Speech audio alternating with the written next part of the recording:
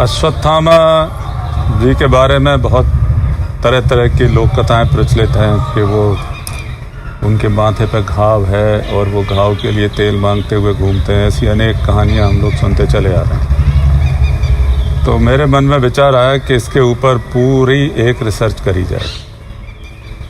तो उनके ऊपर रिसर्च करने के लिए सबसे पहले हमने महाभारत पढ़ा।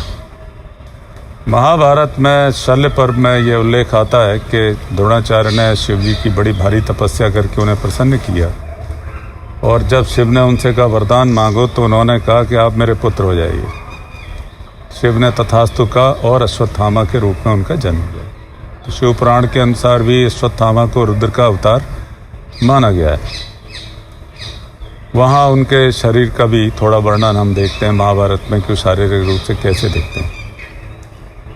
उसके बाद एक प्रचलित कथा हम सुनते हैं कि उन्होंने सोए हुए द्रौपदी के 5 पुत्रों की हत्या करी। इसकी खोज करते हुए जब हम महाभारत के सौप्तिक पर्व में पहुंचे तो वहाँ बिल्कुल ही एक दूसरी कथा महाभारत हमको बताता है।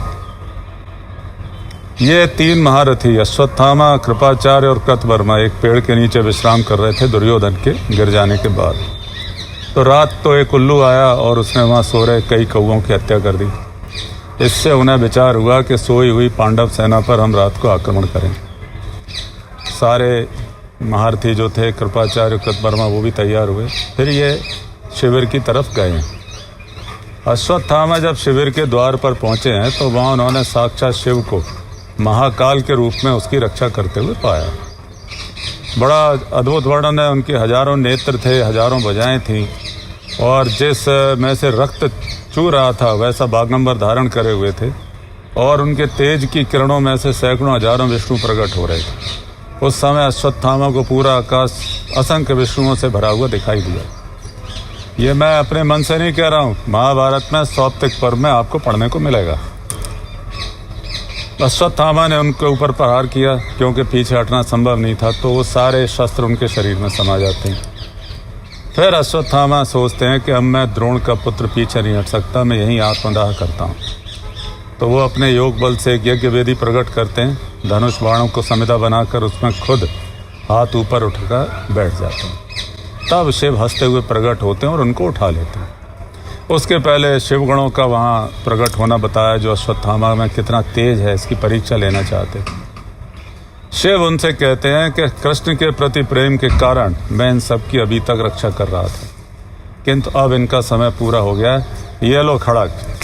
और ये कहकर उन्होंने अश्वत्थामा के शरीर में प्रवेश किया। यह उदाहरण पूरे पौराणिक इतिहास में मैंने एक यही पढ़ा है कि शिव ने किसी के शरीर में प्रवेश किया हो। उनके आवेश से आवेशित होकर अश्वत्थामा सेना के शिविर की तरफ गए, और उनके पीछे असंख्य राक्षस, बैताल, भूत, प्रेत सब पीछे चले हैं, जो उस महान विनाश को देखना चाहते थे। सबसे पहले अश्वत्थामा ने शिविर में प्रवेश करके धृष्टद्युम्न को उठाया है और पीट पीट कर उसका वध किया है, और उससे कहा है चूंकि तूने गुरु का सिर काटा है इसलिए तू शस्त्र से वध करने योग्य नहीं। उसकी चिल्लाने की आवाज़ से पूरे शिविर में लोग जागने लगते हैं। शिखंडी लड़ने आते हैं तो वो तलवार से उनके 2 टुकड़े हो जाते हैं। पूरी सेना जागकर, जिसमें द्रौपदी के पुत्र भी थे, धनुष बाण लेकर लड़ने आते हैं। उस समय शिव के आवेश में उन्होंने सबका संहार किया। यहाँ जो अंतिम श्लोक आता है वो बड़ा ही सारगर्भित है और डरावना भी है कि जिस समय अश्वत्थामा ने शिविर में प्रवेश किया चारों तरफ शांति थी। जिस समय अश्वत्थामा ने शिविर के बाहर कदम रखा तो उस समय भी चारों तरफ शांति थी। सिर्फ वो शिव द्वारा दिया हुआ खड़ग उनके शरीर का एक हिस्सा लग रहा था, जो रक्त से उनके हाथ से मानो चिपका हुआ सा था। कृष्ण पहले ही 5 पांडवों को और सात्विकी को वहाँ से ले गए थे। वो गंगा किनारे विश्राम कर रहे थे। उसके बाद पांडव उनका पीछा करते हुए व्यास जी के आश्रम तक जाते हैं जहाँ अश्वत्थामा बैठे हुए हैं।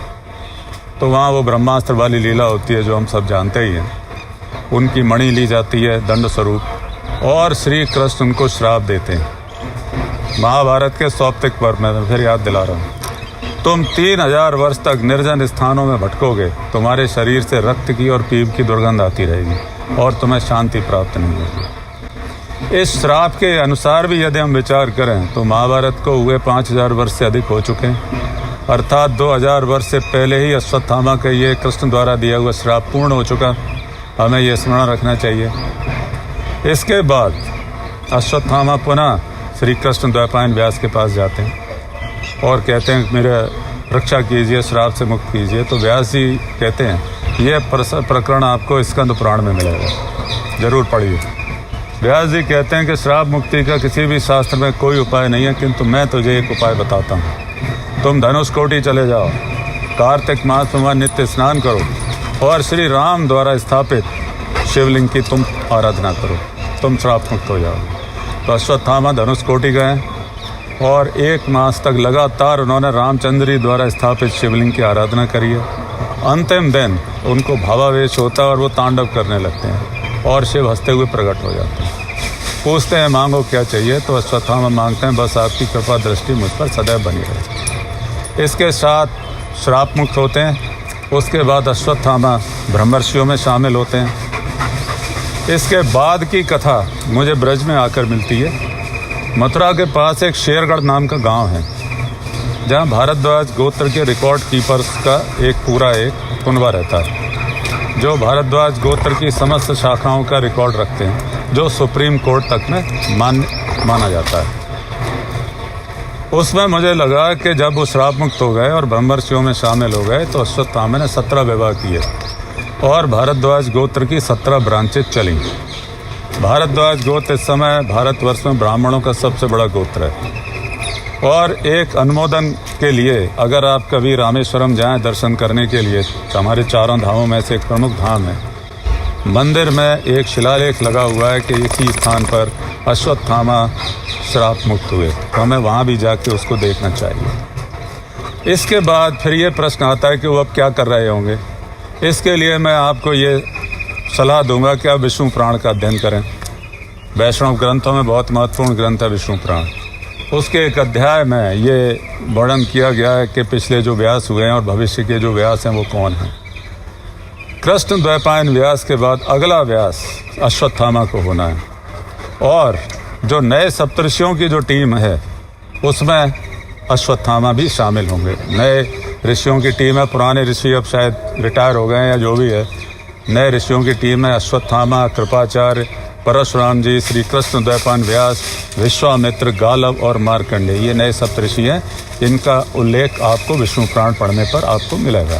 तो अगले व्यास हैं, सप्तऋषियों में शामिल हैं।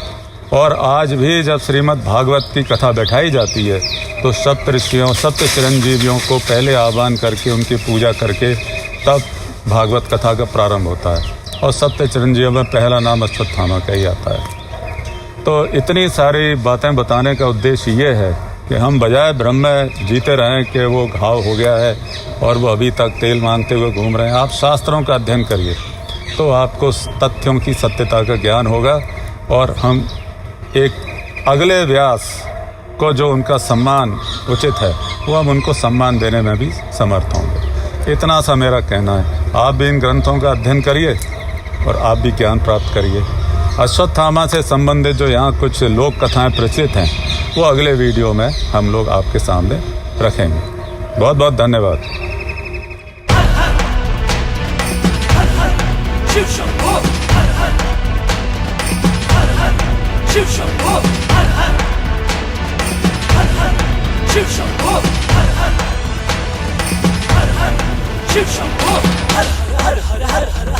महादेव शंभो, जय गिरिराज मानसी गंगे, बम बम महादेव शंभो, जय Giriraj Mansi Gange. Sri Shailendra Sharma belongs to the lineage of immortal Guru, Mahavatar Babaji Maharaj. He is the only Kriya Yoga Guru who has given commentaries on Srimad Bhagavad Gita. Yog Darshan, Hatha Yog Pradipika, Gorakh Bodh and Shiv Sutra together.